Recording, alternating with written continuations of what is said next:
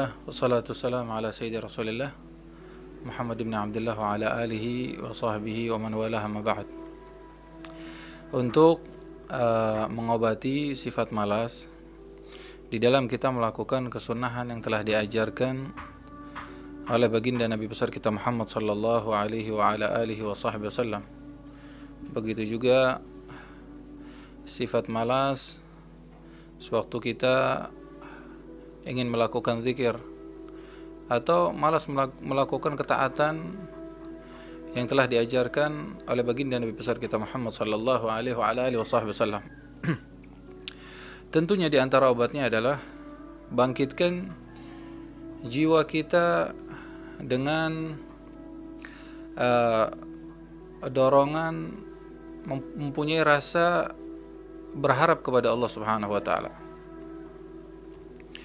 Kemudian ingatkan diri kita tentang ganjaran yang akan diberikan oleh Allah Subhanahu wa taala sewaktu kita mau mengamalkan kesunahan yang diajarkan oleh Rasulullah sallallahu alaihi wasallam di dalam zikir-zikir tersebut atau perkara taat yang lain. Contoh, sebagaimana disabdakan oleh baginda Nabi besar kita Muhammad sallallahu alaihi wasallam, "Man ahya sunnati faqad ahabbani. Wa man ahabbani kana ma'i fil jannah." Barang siapa yang menghidupkan sunnahku, ajaranku, baginda Nabi besar kita Muhammad, faqad ahabbani, di situ dia telah mendapatkan nilai derajat dari baginda Nabi besar Muhammad, nilai bahwasanya dia telah mencintai Nabi besar Muhammad sallallahu alaihi wasallam. Dan bagi mereka yang telah mencintai Rasulullah sallallahu alaihi wasallam, dia akan mendapatkan kebersamaan di dalam syurga Allah Subhanahu wa taala.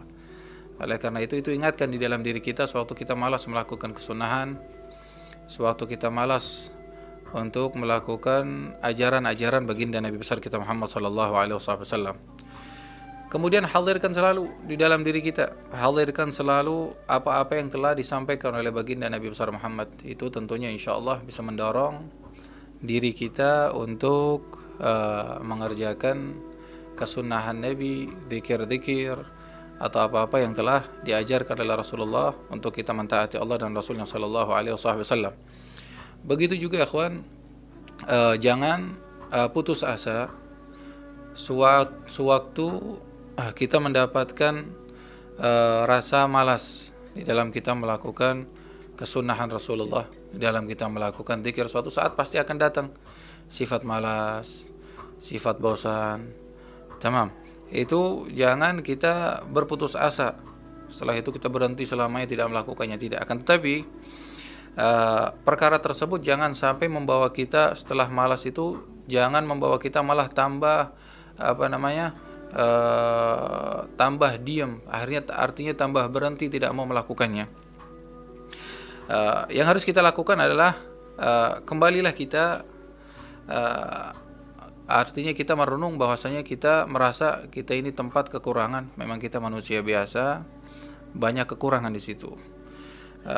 Akan tetapi di dalam kekurangan, apabila kita merasakan bahwasanya kita ini hamba yang lemah, hamba yang banyak mempunyai kekurangan, bisa membawa kita itu, ikhwan dimuliakan oleh Allah, bisa membawa kita untuk atau mengajarkan kepada kita tentang pelajaran yang sangat besar sekali itu tadi.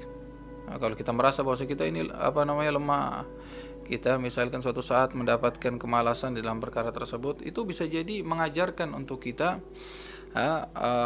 terdapat di situ pelajaran yang sangat besar sekali yang bisa mewarisi atau menyebabkan kita merasa kurang di hadapan Allah Subhanahu wa taala, karena memang kurang melakukan ketaatan, akhirnya dia merasa ingkisar kepada Allah Subhanahu wa taala. Dan di situ bisa menjauhkan kita dari sifat sombong.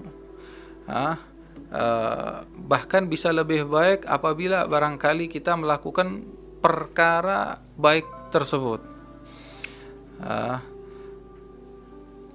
Bisa jadi juga di dalam perkara tersebut sewaktu kita merasa kurang di dalam melakukan ibadah kepada Allah Subhanahu wa taala, maka bisa di situ kita mengambil keberuntungan atau faedah daripada kita melakukan amalan tersebut. Mudah-mudahan jawaban ini bisa bermanfaat untuk kita.